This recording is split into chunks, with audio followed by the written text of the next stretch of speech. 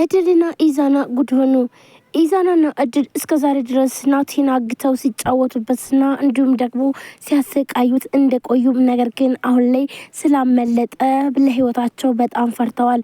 እድልም ምን አለበት ከዚህ ውስጥ ባልገባ፣ እኔ ናቲ እኮ ነው በቃ ናቲ ያመለጠ ማለት ነው ትለዋለች።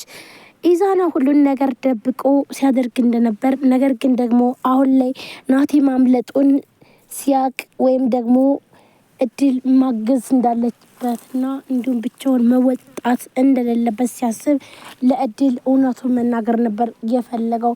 እናም ናቲ እንዳመለጠና ግን ደግሞ ሌላ አማራጭ እንዳላቸው ወይም ደግሞ መፍትሄ እንድትነግረው ነበር የፈለገ። እድልን በሚደውልበት ሰዓት በቃ እውነቱን የምትነግረኝ ከሆነ እኔ ጋር፣ እዛ ውጭ ግን የምታጨረብር ከሆነ አልፈልግም ስትለውም አሁን እውነቱን ነው የምነግርሽ ናቲ አምልጧል ብሎም ሲላትኝ እድል በጣም ነበር የደነገጠችው። በቃ አለቀልን ማለት ነው ስትለው ኢዛናም በፍጹም እንደዚህ ማለት የለብሽም፣ ለምንድን ነው የምትንበጨበጨው፣ ለምንድን ነው ብሎም ይላታል።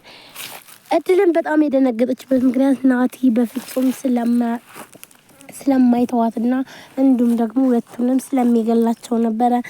እናም ይህንን የሰማችው እድል ሌላ አማራጭ ምን ማድረግ አለብን፣ ሌላ አዲስ ነገር መፍጠር አለብን እንጂ ህይወታችን ነው የሚያጠፋን ስትለው ናቲ እኮ ነው፣ ናቲ ማለት በጣም ከባድ ሰው ብላም ትለዋለች። ዳዳ ወይም ደግሞ አቢኒ አይደሉም እኮ ይህ ማለት እኮ ናቲ ነው ብላ ትለዋለች። ኢዛናም በጣም በመበሳጨት ናቲ እኮ ቢሆን ስታዳ እሱ ከማን ይበልጣል? እስከ ዛሬ እኮ እጅ ላይ ነበረ ይላታል።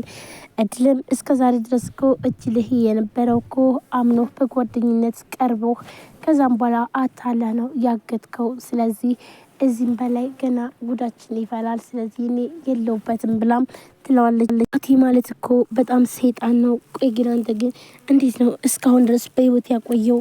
ሞቷል ብለህ ነበር አይደለም ብላም ትለዋለች። ይኸውልሽ እድል አሁን ላይ መረጋጋት አለብን። ኢዛን እድልን ማለትም ናቲን አሁን ላይ እጃችን ውስጥ በድጋሚ ማስገባት እንችላለን፣ ብቻ አንቺ እንደዚህ አትሁኝ በማለት እንግዲህ ኢዛናም ይነግራታል ማለት ነው። በጣም ትንበጨበጫለች። እባክሽን ተረጋጊ ይላታል። እና እዚህም በላይ ምን ላደርግ ነው? እኔ መሞት አልፈልግም ብላም ትለዋለች። ይኸውልሽ አሁንም ቢሆን ያዳ ማለትም ናቲ ከኛ በላይ በፍጹም ማለፍ አይችልም ብላም ትለዋለች።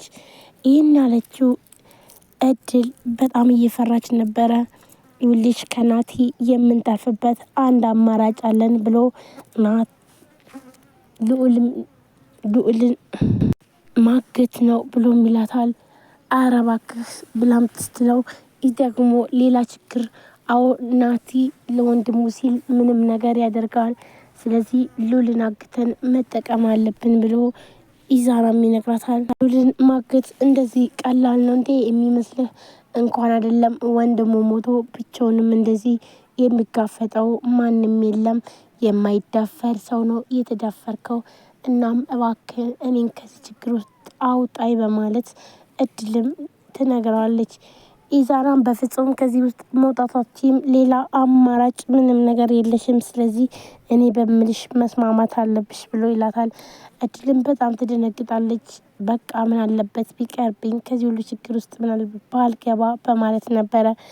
እንዲሁም ዜማዬና እንዲሁም ኢዛና ናቲ አንድ ላይ በመሆን አሁን ላይ ያዳ የት እንዳለ የማይታወቀው፣ ነገር ግን ደግሞ አሁንም ሌላ ወንጀለኞችን ለመያዝ የፈለገችው ዜማዬ አሁን ላይ ኢዛና በጣም ብዙ ነገርም ቢያደርጋትም ግን ደግሞ ኢዛናና እድል ወንጀለኛ እንደሆንም ብታቅ፣ ነገር ግን ሶስተኛ ወገን ማን እንደሆነ ማወቅ አለብን።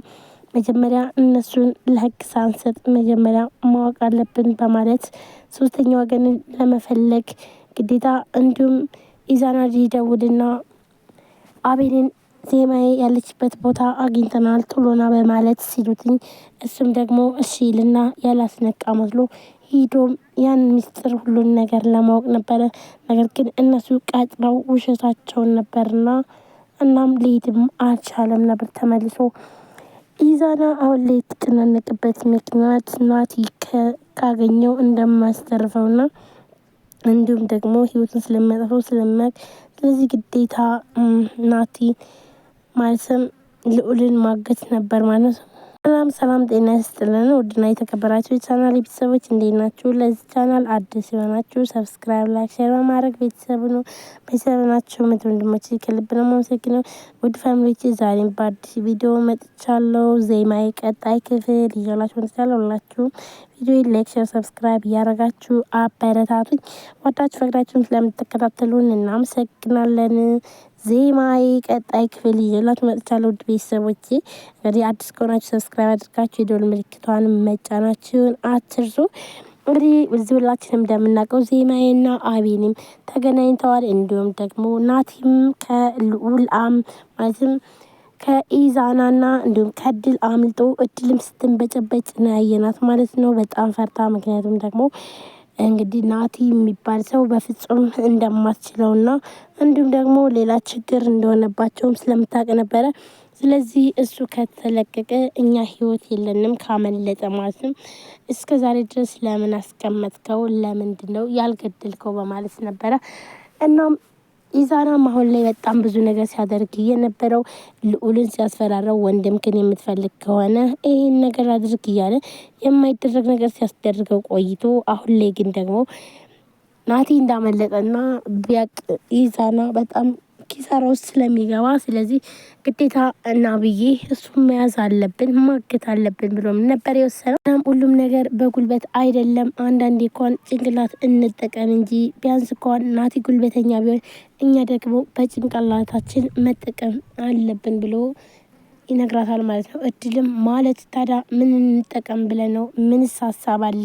እኔ ምንም ነገር የማውቀው ነገር የለም ያንተ ሀሳብ ካለ ብላ ትጠይቀዋለች። ልዑልን ወጥመዳችን ውስጥ ለማስገባት አንድ እቅድ አለኝ ብሎ ይላታል። እድልም ደግሞ እሺ ታዲያ ሌላ ምንድን ነው? እሺ ንገረኝ፣ በምንም አይነት መንገድ ነው ልዑልን እቅዳችን ውስጥ የምናስገባው በማለት ትጠይቀዋለች። እናም እኛ ያለንበት ድረስ እንቅጠረውና ከዛም በኋላ ልዑልን እናግተው። ልዑል ከታገተን በኋላ ለናቲ እንደውላለን። ናቲ ደግሞ ለልዑል ለወንድሙ ሲል በጣም ብዙ ዋጋም መክፈል ስለሚችል በወንድሙ ስለማይደራደር ስለዚህ ግዴታ ደግሞ ናቲ ያለንበትና እንዲሁም ደግሞ ልዑል ወንድሙ ያለበት ቦታ ይመጣል። ስለዚህ ይሄ ሁሉ ነገር ግዴታ መሆን አለበት ብሎ እንግዲህ ይላታል ማለት ነው። እንግዲህ እድልም በዚህ ምክንያት አልስማማም፣ ግን ደግሞ ሌላ አማራጭ የለንም። እኔ በጣም ፈርቻለሁ። ናቲ ማለት በጣም ከባድ ሰው ነው። ዜማዬ ወይም ደግሞ አቤኔ አይደሉም። እነሱ ከያዙን በጣም ከባድ ስለሆነ ስለዚህ በዚህ ምክንያት አልስማማም ብላ ነበር። ግን ደግሞ አማራጭ ስለሌላት ተስማምታለች። ልዑል ወደ እነሱ ይሄዳል አይሄድም የሚለውን በቀጣይ ክፍል የምናየው ይሆናል። ላይክ፣ ሼር፣ ሰብስክራይብ